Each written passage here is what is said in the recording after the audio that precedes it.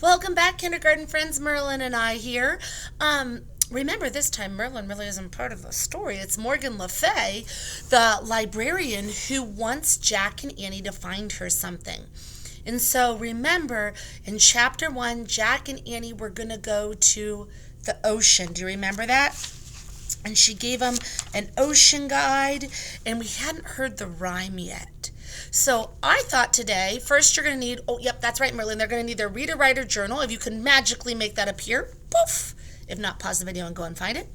Get something to color with so that you can be the awesome illustrator that you are. And in your reader response journal, you are going to illustrate the setting because a reef is a beautiful, amazing underwater place. And so I want you to check out some videos I put down below to see what a reef really looks like underwater. It's amazing. It's better than an aquarium. And you're going to look at the reef. And then when we're done today, I want you to make a prediction on what you think the riddle is looking for. But we'll get there later. So Merlin, are we ready to read? Merlin says yes. So here we are, chapter 2, the reef. And if you take a look, Jack and Annie, the treehouse has landed on the beach this time. So let's get started. A breeze blew through the window. Seagulls cried, ah! Waves lapped the shore. Shh!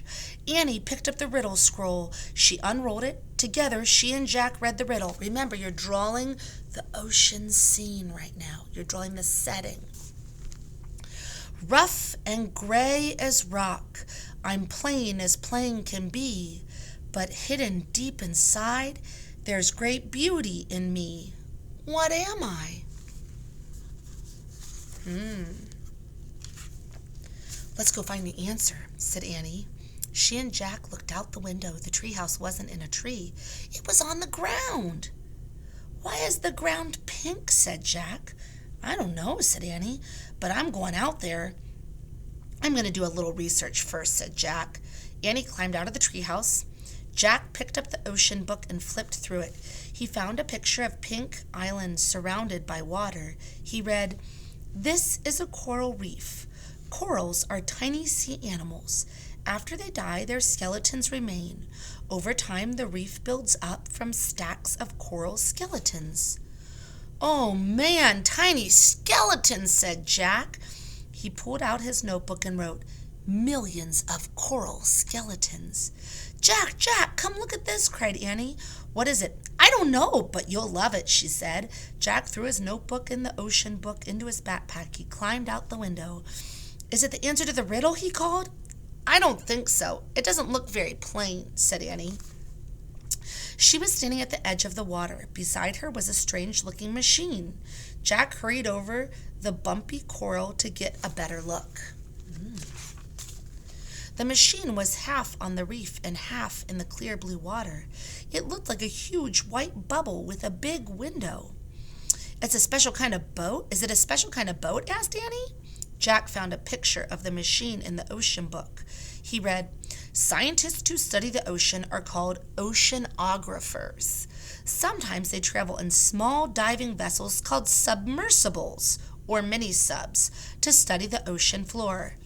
It's a MiniSub, said Jack. He pulled out his notebook. Let's get inside it, said Annie. No, said Jack. Actually, he did want to see what the sub looked like inside, but he shook his head. We can't. It's not ours. Just a teeny peek, said Annie. It might help us figure out the riddle. Okay, said Jack, but we have to be careful not to touch anything, he said. Don't worry, said Annie, and take off your shoes so they won't get wet, said Jack. He and Annie slipped off their shoes and socks and threw them toward the treehouse. Then they stepped carefully over the sharp coral. Annie turned the handle on the hatch of the MiniSub. It opened. She and Jack climbed inside. The hatch slammed shut. The MiniSub was tiny. 2 seats faced the big window in front of the seat. In front of the seats was a computer built into a control panel. Annie sat down. Jack opened the ocean book and read more on the MiniSub page. MiniSubs have strong hulls to keep the air in and protect those aboard from water pressure. Computers are used to guide the MiniSub through the ocean. Oops, said Annie. What's wrong? Jack looked up. Annie was waving her hands in front of the computer. Now the screen showed a map. What's going on? Said Jack. I just pressed a few keys, said Annie. What? I said not to touch anything, said Jack. And the air blower came on and the MiniSub jerked backwards. Get out, said Jack. So here are Jack and Annie. This is what the MiniSub looks like. So if you're drawing this setting right now, maybe you could add a MiniSub in your setting. He and Annie scrambled for the hatch. Jack grabbed the handle, but they were too late. The MiniSub slid off the reef and then dove silently into the deep. Oh my goodness, the setting is changing. Jack and Annie are going down into the water. Should we read chapter 3? Maybe. Should we keep going? Okay. MiniSub. Keep drawing that setting. You've really done it now, Annie, said Jack. Sorry, but look out the window. Annie said, look. Forget it. We have to figure this out. Jack stared at the computer. He saw a row of pictures at the top of the screen. What did you do? He asked. I just pressed the on button, said Annie. The screen lit up. And I pressed the starfish. That must be the command to go under the water, said Jack. Yeah, then the map came on, said Annie. Okay, the map shows the reef, said Jack. Look, there's the MiniSub on the map. It's moving away from the reef. It's like a video game, said Annie. I bet I know what to do. Annie pressed a key with an arrow pointing right. The MiniSub on the screen moved right. The real MiniSub turned to the right also. Great, said Jack with relief. You pressed the arrows to steer the MiniSub, so now we can go back. Oh, no, not right away, said Annie. It's so beautiful down here. We have to get back to the reef, said Jack. His eyes were still glued to the computer screen. What if the owners find it gone? Look out the window, said Annie. Just for one teeny second. Jack sighed. He pushed his glasses onto his face and looked up. Oh, man, he said softly. Outside the glass was a strange world of bright moving color. It looked like another planet.